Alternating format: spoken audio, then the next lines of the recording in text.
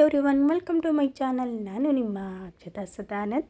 ಇವತ್ತು ಪನ್ನೀರ್ ರೆಸಿಪಿ ಹೇಗೆ ಮಾಡೋದು, ಪನ್ನೀರ್ ಮನೆಯಲ್ಲೇ ಹೋಮ್ ಮೇಡ್ ಪನ್ನೀರ್ನ ಹೇಗೆ ಮಾಡೋದು, ಅದು ಒಂದೇ ₹1 ಖರ್ಚಿಲ್ದೇ ಹೇಗೆ ಮಾಡೋದು ಅಂತ ನೋಡೋಣ. ಈ ರೆಸಿಪಿ ತುಂಬಾ ಆರೋಗ್ಯಕ್ಕೆ ಮಾತ್ರ ಒಳ್ಳೆಯದೇ. ಇದರಲ್ಲಿ ಹೈ ಪ್ರೋಟೀನ್ ಇರೋದ್ರಿಂದ ನಮಗೆ ಹೆಲ್ತಿಗೆ ತುಂಬಾ ಒಳ್ಳೆಯದಿದು. ಇದನ್ನ ತುಂಬಾ ಈಸಿ ಮಾಡೋದು ಈ ರೆಸಿಪಿನ. ಇದನ್ನ ಹೊರಗಡೆ ಎಲ್ಲ ತೊಗೋಕೋದ್ರೆ ಸುಮ್ಮನೆ ಜಾಸ್ತಿ ದುಡ್ಡು. ಹಾಗಾಗಿ ಮನೆಯಲ್ಲೇ ಮಾಡ್ಕೊಂಡು ಹೇಗೆ ಮಾಡೋದು ನೋಡೋಣ ಬನ್ನಿ.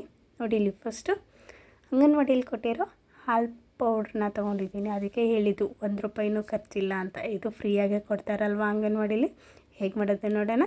ನೋಡಿ, ಒಂದು ಪಾತ್ರೆಗೆ 1 ಲೀಟ್ರಷ್ಟು ನೀರು ಹಾಕ್ಕೊಂಡಿದ್ದೀನಿ. 1 ಲೀಟ್ರು ಅಥವಾ ಚೂರು ಜಾಸ್ತಿನೇ ಹಾಕ್ಕೊಳ್ಳಿ. ಅದಕ್ಕೆ 1 ಕಪ್ಪಷ್ಟು ನೀರು ಬಿಸಿ ಆದಮೇಲೆ 1 ಕಪ್ಪಷ್ಟು ಹಾಲು ಪೌಡ್ರನ್ನ 1 ಕಪ್ಪು, ಅದು 1 ಕಪ್ಪು. ಅದರಿಂದ ನಾನು 2 ಕಪ್ಪಷ್ಟು ಹಾಲು ಪೌಡ್ರ್ ಹಾಕಿದ್ದು ಇದಕ್ಕೆ. ನಾನೀಗ ಆ ಪೌಡ್ರನ್ನ ಸ್ವಲ್ಪ ಹಾಕಿ ಮಿಕ್ಸ್ ಮಾಡ್ಕೋಬೇಕು. ನೀರು ಸ್ವಲ್ಪ ಉಗುರು ಬೆಚ್ಚಗಾಗಿತ್ತು. ಗ್ಯಾಸ್ ಮೇಲೆ ಇಟ್ಟು ಮಿಕ್ಸ್ ಮಾಡ್ಕೊಳ್ಳೋಕ್ಕೆ ಕಷ್ಟ ಆಗ್ತಿರೋದಕ್ಕೆ ಕೆಳಗಡೆ ಇಟ್ಟು ಸ್ವಲ್ಪನೇ ಹಾಲು ಪೌಡ್ರ್ ಹಾಕ್ಕೊಂಡು ನೀಟಾಗಿ ಮಿಕ್ಸ್ ಮಾಡ್ಕೊತಾ ಇದ್ದೀನಿ. ಚೂರು ಗಂಟು ಇಲ್ಲದೆ ಇರೋ ಹಾಗೆ ನೀಟಾಗಿ ಮಿಕ್ಸ್ ಮಾಡ್ಕೊಳ್ಳೋಣ. ಸ್ವಲ್ಪ ನೀರು ಉಗುರು ಬೆಚ್ಚಗೆ ಆದರೆ ಸಾಕು, ನೀಟಾಗಿ ಮಿಕ್ಸ್ ಆಗಿಬಿಡುತ್ತೆ. ಹೀಗೆ ನೀಟಾಗಿ ಮಿಕ್ಸ್ ಮಾಡಿ ನೋಡಿ. ಈಗ ನೀಟಾಗಿ ಮಿಕ್ಸ್ ಆಯಿತು ಹಾಲು. ಈಗ ಒಂದು ಗ್ಯಾಸ್ ಮೇಲೆ ಇಟ್ಕೊಂಡು ಈ ಹಾಲನ್ನ ನಾರ್ಮಲ್ ನಾವು ಹಾಲು ಹೇಗೆ ಕಾಯಿಸ್ತೀವೋ ಅದೇ ರೀತಿ ಈ ಹಾಲನ್ನು ಕಾಯೋಕ್ಕೆ ಇಡಬೇಕು. ಇದು ಹಾಲು ಉಕ್ಕಿ ಬರಬೇಕು, ಅಲ್ಲಿವರೆಗೂ ಕಾಯಿಸ್ಬೇಕು. ಹಾಗೆ ಸ್ವಲ್ಪ ಸೆಂಟ್ರಲ್ಲಿ ಒಂದು ಸ್ಪೂನಿಂದ ಹಿಂಗೆ ಅಲ್ಕಾಡಿಸ್ತೀರಿ, ಯಾಕಂದರೆ ಹಾಲು ಗಟ್ಟಿ ಇರುತ್ತಲ್ವ, ತಲೆ ಹಿಡಿದ್ಬಿಡುತ್ತೆ. ನೋಡಿ, ಕುದೀತಾ ಇದೆಯಲ್ಲ. ಈಗ ಇದಕ್ಕೆ ಲಿಂಬೆಹಣ್ಣು ರಸನ, ಒಂದು ದೊಡ್ಡ ಗಾತ್ರದ ಲಿಂಬೆಹಣ್ಣು ರಸನ ತಗೊಂಡಿರೋದು. ಈ ಲಿಂಬೆಹಣ್ಣು ರಸನ ಸ್ವಲ್ಪನೇ ಇದಕ್ಕೆ ಹಾಕ್ಕೊಂಡು ಮಿಕ್ಸ್ ಮಾಡಬೇಕು. ನೋಡಿ, ಸ್ವಲ್ಪ ಹಾಕ್ಕೊಂಡು 1 ಸ್ಪೂನಿಂದ ಹಿಂಗೆ ಮಿಕ್ಸ್ ಮಾಡ್ತಾ ಇರಬೇಕು. ಅಂದರೆ ಅದು ಲಿಂಬೆಹಣ್ಣು ರಸ ಎಲ್ಲದಕ್ಕೂ ಮಿಕ್ಸ್ ಆಗುತ್ತಲ್ವ, ಬೇಗನೆ ಹಾಲು ನೀಟಾಗಿ ಒಡ್ಕೊಳ್ಳುತ್ತೆ. ಹಾಗೆ ಹಾಕೋದ್ರಿಂದ ಅಷ್ಟು ನೀಟಾಗಿ ಒಡೆಯಲ್ಲ ಹಾಲು, ಆವಾಗ ಪನ್ನೀರ್ ಚೆನ್ನಾಗಿ ಬರೋಲ್ಲ. ಸ್ವಲ್ಪನೇ ಹೀಗೆ ಹಾಕಿ ಮಿಕ್ಸ್ ಮಾಡೋದ್ರಿಂದ ತುಂಬಾ ಚೆನ್ನಾಗಿ ನೀಟಾಗಿ ಒಡ್ಕೊಳ್ಳುತ್ತೆ ಹಾಲು. ನೀವು ಲಿಂಬೆಹಣ್ಣು ರಸನೂ ಬೇಕಾದರೂ ಹಾಕ್ಕೋಬೋದು, ಇಲ್ಲ ವೆನೆಗಾರ್ ಇದ್ದರೆ ವೆನೆಗಾರನ್ನು ಹಾಕ್ಕೊಳ್ಳಿ. ನಾನಿಲ್ಲಿ ಲಿಂಬೆಹಣ್ಣು ರಸನ ಹಾಕ್ಕೊಂಡು ಇದನ್ನ ಒಡಿಸಿದ್ದೀನಿ ಹಾಲನ್ನ. ನೋಡಿ ಎಷ್ಟು ನೀಟಾಗಿ ಹಾಲು ಹೇಗೆ ಒಡೆದಿದೆ ನೋಡಿ, ಪನ್ನೀರ್ ಹೇಗೆ ರೆಡಿ ಆಗ್ತಾ ಇದೆ ಅಂತ ಅಲ್ವಾ. ಇಷ್ಟೇ ಇದು ಪ್ರೊಸೆಸ್. ಈ ಪ್ರೊಸೆಸ್ಸಲ್ಲಿ ಏನು ಜಾಸ್ತಿ ಕಷ್ಟ ಇಲ್ಲ, ಆರಾಮಾಗಿ ಮಾಡ್ಕೋಬೋದು. ಈಗ ನೋಡಿ, ಕೆಳಗಡೆ ಒಂದು ಪಾತ್ರೆ ಇಟ್ಕೊಂಡು ಮೇಲೆ ಈ ಥರ ತೂತಾಗಿರುವಂಥ ಯಾವುದಾದ್ರೂ ಒಂದು ಪಾತ್ರೆ ಇಟ್ಕೊಂಡು ಅದಕ್ಕೆ ಒಂದು ಬಟ್ಟೆ ಹಾಕ್ಕೊಳ್ಳಿ. ಆ ಬಟ್ಟೆ ಮೇಲೆ ಇದು ಏನು ನಾನು ಹಾಲು ಒಡಿಸಿದ್ನಲ್ಲ ಅದನ್ನ ಆ ಬಟ್ಟೆ ಮೇಲೆ ಹಾಕ್ಕೊಳ್ತಾ ಇದ್ದೀನಿ.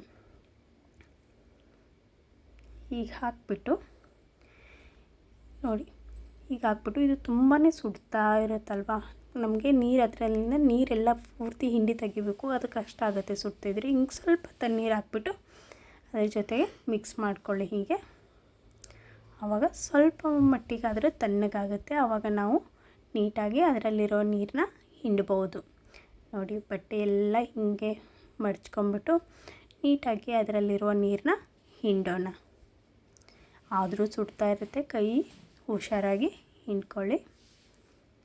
ಈ ಜಾಸ್ತಿ ಹೀಗೇ ಸುಡ್ತಾ ಇತ್ತು ಅಂದರೆ ಬೇಕಾದರೆ ಇನ್ನೊಂದು ಸಾರಿ ಹೀಗೆ ತೆಗೆದುಬಿಟ್ಟು ಅದಕ್ಕೆ ಇನ್ನೊಂದು ಸ್ವಲ್ಪ ತಣ್ಣೀರು ಹಾಕ್ಕೊಂಡು ಸ್ವಲ್ಪ ತಣ್ಣಗಾದ್ಮೇಲೆ ಹಿಂಡ್ಕೋಬೋದು. ನೋಡಿ, ನನಗೆ ಕೈ ಸುಡ್ತಾಯಿತ್ತು ಅಂತ ಮತ್ತೆ ಸ್ವಲ್ಪ ಹಿಂಗೆ ತಣ್ಣೀರು ಹಾಕ್ಬಿಟ್ಟು ಹಿಂಗೆ ಉದ್ರಾಗಿ ಮಾಡ್ಕೋದ್ರಿಂದ ಬೇಗನೆ ತಣ್ಣಗಾಗ್ಬಿಡುತ್ತೆ. ಹೀಗೆ ಮಾಡ್ಕೊಂಬಿಟ್ಟು ಮತ್ತೆ ಬಟ್ಟೆನ ಹೀಗೆ ಮುದ್ರೆ ಮಾಡಿಬಿಟ್ಟು ನೀಟಾಗಿ ಎಲ್ಲ ಅದರಲ್ಲಿರುವ ನೀರನ್ನ ನೀಟಾಗಿ ಹಿಂಡಿ ತೆಗಿಬೇಕು. ನೀರಿನ ಅಂಶ ಇರಬಾರ್ದು, ಅಷ್ಟು ನೀಟಾಗಿಯೇ ಎಲ್ಲ ನೀರನ್ನ ತೆಗಿಬೇಕು ಹೊರಗಡೆ. ಈಗ ನೀರು ತೆಗ್ದಾಯಿತು. ಈಗ ಇದನ್ನ ನಮಗೆ ಯಾವ ಶೇಪ್ ಬೇಕೋ ಆ ಶೇಪಿಗೆ ಪನ್ನೀರನ್ನ ರೆಡಿ ಮಾಡ್ಕೋಬೇಕು. ನಿಮಗೆ ರೌಂಡ್ ಶೇಪ್ ಬೇಕಾದರೆ ರೌಂಡ್ ಶೇಪು, ಇಲ್ಲಾಂದರೆ ಸ್ಕ್ವಯರ್ ಶೇಪಲ್ಲಿ ಬೇಕಾದರೆ ಸ್ಕ್ವಯರ್ ಶೇಪಲ್ಲಿ. ನಾನೀಗ ಸ್ಕ್ವಯರ್ ಶೇಪಲ್ಲೇ ಮಾಡ್ಕೊಳ್ತಾ ಇದ್ದೀನಿ. ನೋಡಿ, ಹೀಗೆ ಒಂದು ಬಟ್ಟೆ ಹಿಂಗೆ ಮೇಲೆ ಹಾಕ್ಕೊಂಡು ಫಿಟ್ಟಾಗಿ ಎಳೆದ್ಬಿಟ್ಟು ಹಾಕ್ಕೊಂಡು ಹಿಂಗೆ ಒತ್ತೋದ್ರಿಂದ ಅದರಲ್ಲಿರೋ ನೀರಿನ ಅಂಶ ಬೇಕಾದರೂ ಸ್ವಲ್ಪ ಹೊರಗಡೆ ಹೋಗುತ್ತೆ. ಮತ್ತು ಹೆಚ್ಚಿಗೆ ನಾವು ಹಾಗೆ ಸೇವ್ ಮಾಡ್ಕೋಬೋದು. ನೋಡಿ, ಹಾಗೆ ಸೇಪ್ ಮಾಡ್ಕೋತಾ ಇದ್ದರೆ ಏನು 4 ಕಡೆಯಿಂದ ನಾವು ಮಾಡ್ಕೊಳ್ಳೋದ್ರಿಂದ ಬೇಗ ಸೇಪ್ ಬಂದುಬಿಡುತ್ತೆ. ನೋಡಿ ಈ ಥರ ಸೇಪ್ನ ಮಾಡ್ಕೋಬೇಕು. ನೋಡಿ ಎಷ್ಟು ಚೆನ್ನಾಗಿ ಸೇಪ್ ಮಾಡ್ಕೊಳ್ತಾ ಆಗುತ್ತೆ. ನಿಮಗೆ ಯಾವ ಸೇಪಿಗೆ ಬೇಕೋ ಆ ಸೇಪ್ಗೆ ನೀವು ಮಾಡ್ಕೋಬೋದು. ನೋಡಿ 4 ಕಡೆನೂ ಸಮನಾಗಿ ಸೇಪ್ನ ಮಾಡಿಕೊಂಡು ಇದನ್ನ ಬಟ್ಟೆನ ಫಿಟ್ಟಾಗಿ 4 ಕಡೆ ಹಿಂಗೆ ಎಳೆದು ಫಿಟ್ಟಾಗಿ ಬಟ್ಟೆನ ತೊಗೊಂಡ್ಬಿಟ್ಟು ಇದನ್ನ ಸುತ್ತಬೇಕು.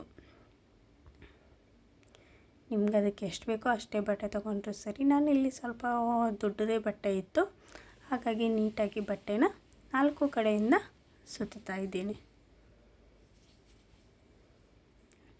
ನೀಟಾಗಿ ಬಟ್ಟೆನ ಈಗೆಲ್ಲ ಸುತ್ತಿಬಿಟ್ಟು ಹಾಗೆ ಸ್ವಲ್ಪ ಒತ್ತುತ್ತಾ ಇರಿ, ಯಾಕಂದರೆ ಅದರಲ್ಲಿರೋ ನೀರಿನ ಅಂಶ ಬಿಟ್ಟು ಹೋಗುತ್ತೆ. ಒಂದಿಷ್ಟು ನೀರು ಇರಬಾರ್ದು, ಅಂದರೆ ಅಷ್ಟೆಲ್ಲ ಸುತ್ತ ಮೇಲೆ ಈಗ ನೋಡಿ ಕೆಳಗಡೆ ಒಂದು ತಟ್ಟೆ ಇಟ್ಟಿದ್ದೀನಿ. ತಟ್ಟೆ ಮೇಲೆ ಅದನ್ನು ಸುತ್ತಿರೋ ಬಟ್ಟೆನ ಇಟ್ಟಿದ್ದು ಈಗ ಅದ್ರ ಮೇಲೆ ಭಾರವಾದ ವಸ್ತುನ ಇಡಬೇಕು. ನಾನಿಲ್ಲೊಂದು ಕಲ್ಲನ್ನ ಇಡ್ತಾಯಿದ್ದೀನಿ. ಆ ಕಲ್ಲ ಮೇಲೆ ನಾನು ಇವಾಗ ಇನ್ನೊಂದು ಕಲ್ಲನ್ನ ಇಡ್ತಾಯಿದ್ದೀನಿ. ಜಾಸ್ತಿ ಸ್ವಲ್ಪ ಭಾರ ಆದರೆ ಬೇಗ ಆಗುತ್ತೆ. ಈಗ ಇದನ್ನ ಒಂದು 3ರಿಂದ 4 ಅವರು ಹೀಗೆ ಬಿಡಬೇಕು.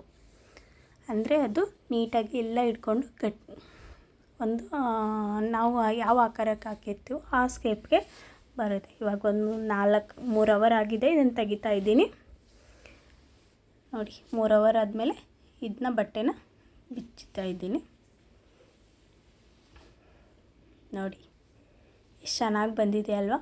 ನಾನು ಈ ಬಟ್ಟೆಯನ್ನು ಸುತ್ತಿದ್ರಿಂದ ಸ್ವಲ್ಪ ಲೈನ್ ಇದ್ದೇ ಇರುತ್ತೆ, ಅದೇನು ತೊಂದರೆ ಇಲ್ಲ ಅಲ್ವಾ. ಇವಾಗ ನಾನು ಇದನ್ನ ಕಟ್ ಮಾಡ್ತಾ ಇದ್ದೀನಿ. ನೋಡಿ ಕಟ್ ಮಾಡ್ಕೊಂಡ್ಬಿಟ್ರೆ ಆಯಿತು. ಪನ್ನೀರ್ ಎಷ್ಟು ಬೇಗನೆ ಆಗೋಗುತ್ತಲ್ಲ, ಬೇಗನೆ ಆಗುತ್ತೆ. ನಮ್ಗೆ ಯಾವ ಸೇಪಿಗೆ ಬೇಕೋ ಆ ಸೇಪಿಗೆ ಕಟ್ ಮಾಡ್ಕೊಂಬಿಡಿ. ನೋಡಿ ಎಷ್ಟು ಮೃದುವಾಗಿದೆ, ಎಷ್ಟು ಸ್ಪಂಜಿ ಆಗಿದೆ. ಅಂಗಡಿಯಲ್ಲಿ ತಂದರೆ ಹೇಗಿರುತ್ತೋ ಅದೇ ಥರನೇ ಇರುತ್ತೆ. ಟೇಸ್ಟು ಕೂಡ ಅದೇ ಟೇಸ್ಟೇ ಇರುತ್ತೆ. ಒಂದು ಸಾರಿ ಇದನ್ನ ಹೀಗೆ ಮನೇಲಿ ಟ್ರೈ ಮಾಡಿ ನೋಡಿ. ಇವಾಗ ಮಿಕ್ಕಿರೋ ಎಲ್ಲವನ್ನು ಕಟ್ ಮಾಡ್ಕೋತಾ ಇದ್ದೀನಿ. ಸ್ಕ್ವೇರ್ ಸೇಪ್ಗೆ ಕಟ್ ಮಾಡಿಕೊಂಡು ನಿಮಗೆ ಯಾವ ರೆಸಿಪಿ ಬೇಕೋ ಆ ರೆಸಿಪಿನ ಇದರಲ್ಲಿ ಮಾಡ್ಕೋಬೋದು. ಇವಾಗ ನೋಡಿ ಕಟ್ ಮಾಡಿಟ್ಟಿದ್ದೀನಲ್ಲ, ಎಷ್ಟು ಚೆನ್ನಾಗಿ ಕಾಣ್ತಾ ಇದೆ ಅಲ್ವಾ. ಸೇಮ್ ಅಂಗಡಿಯಲ್ಲಿ ತಂದಿರೋ ಥರನೇ ಇದೆಯಲ್ಲ. ಈ ರೆಸಿಪಿ ನಿಮಗೆ ತುಂಬಾ ಇಷ್ಟ ಆಗುತ್ತೆ. ಹೊರಗಡೆ ಯಾಕೆ ಅಷ್ಟೊಂದು ದುಡ್ಡು ಖರ್ಚು ಮಾಡಿ ತೊಗೋಬೇಕು ಅಲ್ವಾ, ಮನೇಲೇ ಹೀಗೆ ಆರಾಮಾಗಿ ಮಾಡ್ಕೊಳ್ಳಿ. ಈ ರೆಸಿಪಿ ನಿಮಗೆ ಇಷ್ಟ ಆಗಿದ್ದರೆ ಲೈಕ್ ಮಾಡಿ, ಶೇರ್ ಮಾಡಿ, ಕಮೆಂಟ್ ಮಾಡಿ. ಹಾಗೆ ನನ್ನ ಚಾನಲ್ನ ಸಬ್ಸ್ಕ್ರೈಬ್ ಮಾಡಿರಿ. ನಾನು ಇನ್ನಷ್ಟು ಹೊಸ ರೆಸಿಪಿಗಳ ಜೊತೆಗೆ ನಿಮ್ಮ ಮುಂದೆ ಬರ್ತಾ ಇರ್ತೀನಿ. ನೀವು ಮಾಡ್ತಾಯಿರಿ, ತಿಂತಾಯಿರಿ. ನನ್ನ ವಿಡಿಯೋ ನೋಡಿದ್ದಕ್ಕೆ thank you so much everyone. ಮತ್ತೊಂದು ವಿಡಿಯೋದಲ್ಲಿ ಸಿಗ್ತೀನಿ. ಬಾಯ್.